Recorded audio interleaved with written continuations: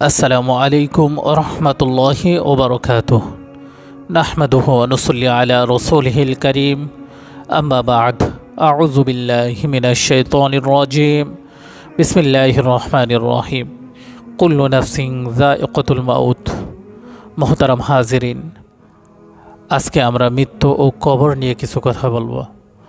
আল্লাহ সুবহানাহু ওয়া তাআলা পবিত্র কুরআনুল কারীমের মধ্যে ঘোষণা করেন, কুল্লু নাফসিন যায়িকাতুল মাউত। প্রত্যেক প্রাণীকে মৃত্যুবরণ করতে হবে, প্রত্যেক মানুষকে মৃত্যুর স্বাদ গ্রহণ করতে হবে। পৃথিবীতে এমন কোনো মানুষ ছিল না যে মানুষ মৃত্যুবরণ করেনি। অতএব সকলের মৃত্যুবরণ করতে হবে। কত বড় বড় রাজা বাদশাহ কোটিপতি শান শৌকতলা রাজা বাদশার দিকে তাকাও, তাদের খাজানা টাকার ভাণ্ডার অভাব ছিল না। আজকে তারা অন্ধকার কবরের বাসিন্দা হয়ে গেছে। কত রূপবতী সুন্দরী উদ্ভিন্ন যৌবনলা রানীদের দিকে তাকাও, মৃত্যুর পরে তারা কবরে চলে গেছে, মাটির নিচের পোকার খোরাকি হয়েছে, পচা গলা লাশে পরিণত হয়েছে। এজন্য আল্লাহ কুরআনে ব্যাখ্যা সহকারে বলেছে, প্রত্যেক প্রাণীকে মৃত্যুর স্বাদ গ্রহণ করতে হবে। আল্লাহ অপর আয়াতে বলেন, ফাইদা জাআ আজালুহুম লা ইস্তাখিরুনা সাআতাও ওয়া লা ইস্তাকদিমুন। যখন কারো নির্ধারিত সময় চলে আসবে, হায়াতের সময় যখন ফুরিয়ে যাবে, এক মুহূর্ত আগেও না পরেও না, যথা সময় তাকে সেখান থেকে বিদায় নিতে হবে, মৃত্যুবরণ করতে হবে। এজন্য আল্লাহ সুবহানাহু ওয়া তাআলা অপর আয়াতে আবার ব্যাখ্যা করে জানিয়ে দিলেন, আইনামা তাকুনু ইউদরিকুমুল মাউত ওয়ালাউ কুনতুম ফি বুরুজিম মুশাইয়াদা। তোমরা যেখানেই থাকো না কেন, মৃত্যু তোমাদেরকে পাকড়াও করেই ফেলবে। যদিও মৃত্যুর হাত থেকে বাঁচার জন্য তোমরা মজবুত দূরে গিয়ে আশ্রয় নিয়ে থাকো না কেন, তবুও মৃত্যুর হাত থেকে বাঁচতে পারবো না। এই দুনিয়ার কত মানুষ কোনো রকম অসুস্থতা ছাড়াই অন্ধকার কবরের বাসিন্দা হয়ে গেছে। কত যুবক অ্যাক্সিডেন্টে অন্ধকার কবরের বাসিন্দা হয়ে গেছে। রাতে ঘুমের ঘরে কত নৌজওয়ান নারী পুরুষ অন্ধকার কবরের বাসিন্দা হয়ে গেছে। এজন্য ভাই মেরে মুহতারাম, আমাদের সকলের কবরের ফিকির করা লাগবে।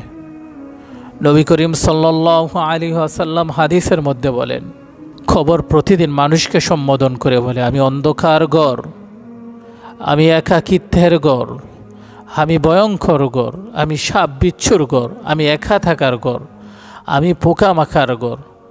আমি দুনিয়ার কোনো রাজা বাদশাহ ধনী গরিব সুন্দরী রূপবতী নারীকে চিনি না।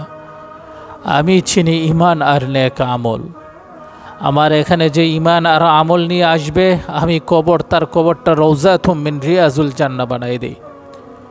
আর ইমানবিহীন আমলবিহীন যেই সমস্ত নারী পুরুষ আমার কবরে আসবে, কবর বলে ফখরতুম মিন ফখরিন নার, তার কবরটা জাহান্নামের গর্ত হয়ে যায়। এজন্য ভাই মেরে মুহতারাম, আমাদের কবরের ফিকির করা লাগবে। আল্লাহর পয়গম্বরের একজন সাহাবী হযরত ওসমান রাদিয়াল্লাহু তাআলা আনহু, উনি যখন কবরের পাশ দিয়ে হেঁটে হেঁটে যাইতেন, বিনাইয়া বিনাইয়া চোখের পানি সেরে সেরে কান্না করতেন। সাহাবীরা প্রশ্ন করত, ওসমান, তুমি তো জান্নাতের সার্টিফিকেট প্রাপ্ত সাহাবী, তুমি কবর দেখলে কেন কাঁদো? তখন ওসমান সাহাবীদেরকে ডেকে বলে, সাহাবীরা, ইন্না যা মিনহুম, এই কবর হচ্ছে আখিরাতের প্রথম মঞ্জিল। এই কবরে যিনি মুক্তি পেয়ে যাবে, তার কবরটা রওজাতুম মিন রিয়াজুল জান্নাহ হয়ে যায়। আর এই প্রথম মঞ্জিল কবরে যিনি আটকা পড়ে যায়, তার কবরটা ফখরতুম মিন ফখরিন নার, জাহান্নামের গর্ত হয়ে যায়। আমার ভাই ওসমান তো জান্নাতের সার্টিফিকেট প্রাপ্ত সাহাবী, তারপরেও কবর দেখলে এত কান্না করত। অথচ আমরা কবরের কথা, আখিরাতের কথা মনে করি না। আমরা আখিরাতকে ভুলে গেছি। আল্লাহ বলছেন, আল আখিরাতু খায়রু ওয়া আবকা। দুনিয়ার চাইতে আখিরাত উত্তম এবং চিরস্থায়ী। মুহতারাম হাজিরিন, আল্লাহর পয়গম্বর মুহাম্মদ আরবি সাল্লাল্লাহু আলাইহি ওয়াসাল্লাম হাদিসের মধ্যে বয়ান করেন, হাদিসের কিতাব মজমুআয়ে যায়েদ 9 নম্বর খণ্ড 312 পৃষ্ঠার হাদিস, লাম্মা তুআফিয়া সাআদ। সাআদ যখন ইন্তেকাল করে, সাহাত উম্মুহু, তার মা চিৎকার করে কান্না করতে লাগছিল। তখন নবীজি বলছিল, হে সাআদের মা, সন্তান মারা গেছে তো কি হয়েছে, তুমি কান্না করিও না। তখন সাহাবীরা উত্তর দিল, ইয়া রাসূলুল্লাহ, সন্তান মারা গেলে তো মা কাঁদবেই।